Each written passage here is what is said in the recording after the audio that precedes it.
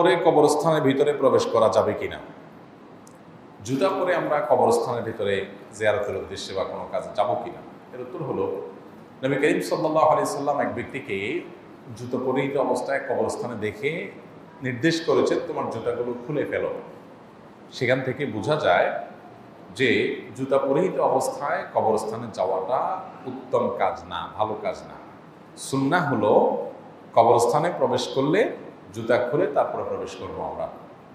যদিও যদি কোনো কবরস্থানে কাঁটা বা ইটের টুকরা, ক্ষতিকর কিছু বা পায়ে ব্যথা হতে পারে, এরকম কিছু থাকতে পারে, সেই আশঙ্কা থেকে আপনি জুতো পরে কবরস্থানে যান, তাহলে সেটা ভিন্ন কথা, তাহলে সেটা জায়েজ আছে। নর্মালি আপনি কবরস্থানে যখন যাবেন জুতা খুলে তারপরে প্রবেশ করবেন, এটাই হলো সুন্নাহ, এটাই হলো উত্তম।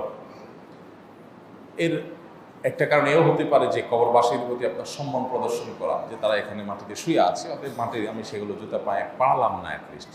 আর সবচেয়ে বড় কারণ তো হাদিসে নিষেধ আছে, সেজন্য বিদায় কবরস্থানে জুতা পরিধান করে না যাওয়াটাই হলো সুন্নাহ এবং মুস্তাহাব।